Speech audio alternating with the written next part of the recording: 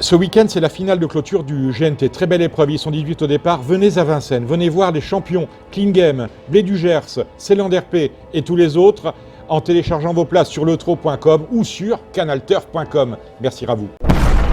Nous restons à Vincennes ce dimanche avec la clôture du Grand National du Trot, d'ores et déjà remportée par Clean Game, qui est ici le grand favori, il porte le numéro 17.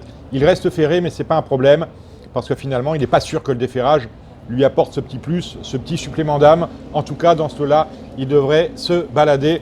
C'est un coup sûr à la gagne s'il ne lui arrive rien. Est-ce que nous avons d'autres bases? Oui, nous avons le 14, Ceyland RP. Ceyland RP vient de s'imposer dans l'étape, je crois que c'était à Mokanchi, avec la manière. Il est en forme. C'est une chance tout à fait correcte. On note qu'il lui sera impossible de prétendre battre Clean Game dans des conditions de course régulière, mais sa place est à l'arrivée.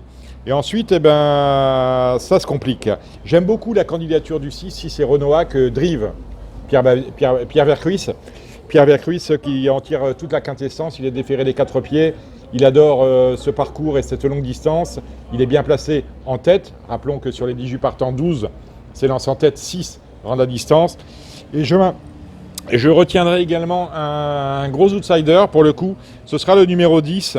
Au Fort de Mire, c'est l'entraînement de Christian Bijon, la drive de son fils que j'aime beaucoup, Charles, au Fort de Mire, qui avait totalement déçu son entourage lors du précédent meeting, mais qui me semble sur la montante et qui peut rattraper le temps perdu. En tout cas, l'engagement est bon, c'est un cheval qui va attendre et qui va finir.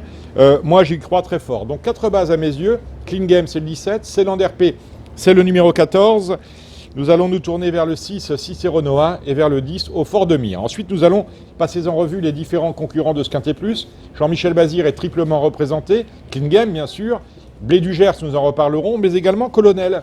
Colonel qui est déféré des 4 pieds. Attention à ce Colonel déféré des 4 pieds que Jean-Michel Bazir confie à son fils et qui est capable de faire un truc à belle cote. Quelle déception que le numéro 2, Baccarat de Bellou, que je voyais dans un précédent quintet. Malheureusement, elle a été déclarée non partante. Elle a sauté l'engagement sur le champ de course parce qu'elle n'était pas vaccinée, ou en tout cas son carnet de vaccination n'était pas à jour. Cela n'est pas admissible dans un quintet. En tout cas ici, ça va être compliqué. Je la laisse de côté. Pas de choix pour le numéro 3, Utile Lebel, dont on attendait beaucoup mieux en dernier lieu, mais qui peut éventuellement tirer parti de sa forme actuelle pour prendre une 5e place dans ce quintet qui est quand même huppé. Ce sera compliqué à mes yeux pour le numéro 4, Copernic de Play, qui vient de se classer 5e d'un récent Quintet Plus. En tout cas, Vincennes, c'est son jardin. Il a le droit lui aussi d'ambitionner une place. Attention au 5, Bonne Copine. On la connaît, Bonne Copine. Et c'est l'une des concurrentes qui possède l'un des meilleurs records sur ce parcours des 2850.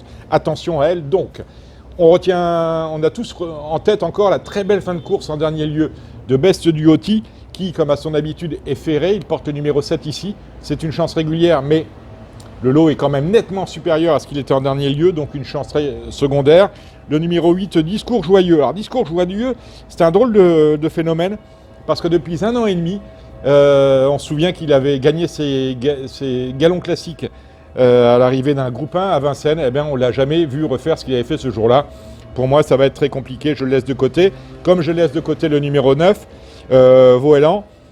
Le 11, Viking Fromentro. Voilà une candidature qui est intéressante. L'engagement est au top, juste elle a mis du recul. L'entraînement est en pleine forme, celui de Thomas Lévesque. Et bien, ma foi, c'est pas mal. Le 12, Balfour, vient de se classer 2e. Auparavant, il avait réessayé sur la grande piste de Vincennes, mais il n'avait pu faire mieux que 6e ou 7e, je ne sais plus. En tout cas, la grande piste, c'est pas son truc. Je le laisse de côté. Je laisse de côté également le 13 Ballando qui marche à côté de ses pompes en ce moment. Le 15 Bouze-Zélandier, déféré des 4 pieds. C'est intéressant, cela lui arrive rarement. C'est un cheval que l'on a vu durant toute l'année au GNT, Trophée Vert, animer les débats, garder des places. Là, il rend 25 mètres.